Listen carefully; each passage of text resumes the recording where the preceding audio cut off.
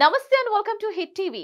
Kollywood director Aishwarya Rajinikanth దర్శకత్వంలో తెరకెక్కిన చిత్రం లాల్ సలాం నేడు థియేటర్స్ లో రిలీజ్ అయింది.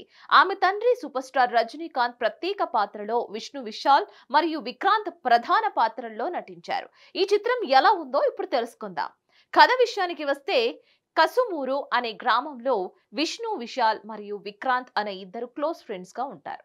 ఒక విషాద సంఘటన వారిని దూరం చేసి వారిని బద్ధ శత్రువులుగా మార్చేస్తుంది. ముంబైకి చెందిన టెక్స్టైల్ వ్యాపారి మొయిద్దీన్ భాయ్గా నటించిన రజనీకాంత్ కి గురు పాత్రధారి విష్ణు విశాల్ తో మరియు కసుమూరు గ్రామంతో సంబంధాలు ఉంటాయి.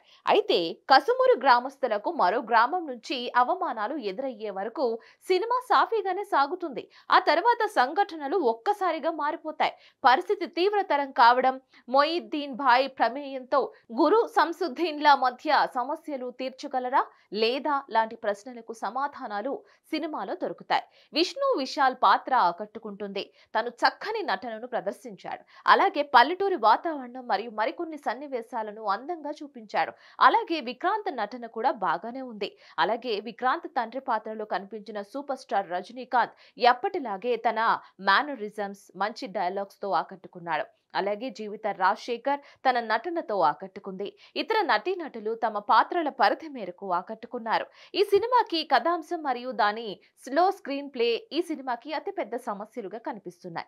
ఐశ్వర్య రజనీకాంత్ ప్రేక్షకులకు అందించడానికి ఉద్దేశించిన సందేశం అంతగా ఆకట్టుకోదు అనే చెప్పాలి. అంతేకాక తను చెప్పదలుచుకున్న కథ కొత్త సీసాలో పాత సారాలా చాలా సినిమాలలో చూసిందే. ఇక డైరెక్టర్ గా మరియు స్క్రీన్ రైటర్ గా ఆమె ఎమోషన్స్ తో నింపాల్సిన సీన్స్ ని కూడా అంత ఎఫెక్టివ్ గా చేయలేకపోయింది అనే చెప్పాలి. సినిమాలో ఎమోషన్ సీన్స్ అంతగా ప్రభావం చూపవు. మంచి బ్యాక్గ్రౌండ్ స్కోర్ లేకపోవడంతో ఉన్న సీన్లన్నీ మరీ పేలంగా కనిపిస్తాయి. ఎక్కువగా పరభాష నటీనటులు కావడంతో తెలుగు ఆడియన్స్ కి వారు తెలియకపోవడం కారణంగా సినిమాకి సగటు ప్రేక్షకుడు కనెక్ట్ కాలేడు.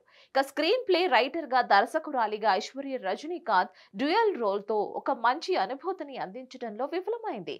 చిన్న స్టోరీ లైన్ తో స్లో పేస్ తో సాగే సినిమా సెకండ్ హాఫ్ లో ప్రేక్షకుల సహనాన్ని పరీక్షిస్తాయి. ప్రవీణ్ భాస్కర్ యొక్క ఎడిటింగ్ మరియు విష్ణు రంగస్వామి యొక్క సినిమాటోగ్రఫీ సంతృప్తికరంగా ఉన్నప్పటికీ ఏఆర్ రెహమాన్ యొక్క స్కోర్ అంత ఎఫెక్టివ్ గా కనిపించదు.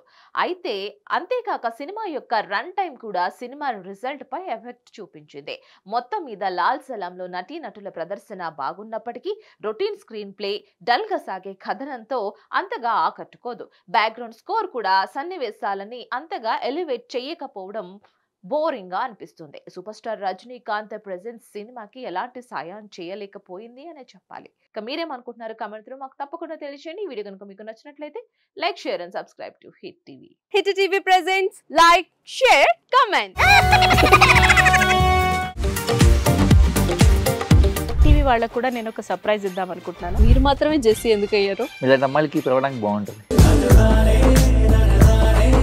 చందు సాయికి like you and have a జనాలకి ఒక పేరు నచ్చిందంటే దీనికి ఒక ప్రాసెస్ ఉంటుంది.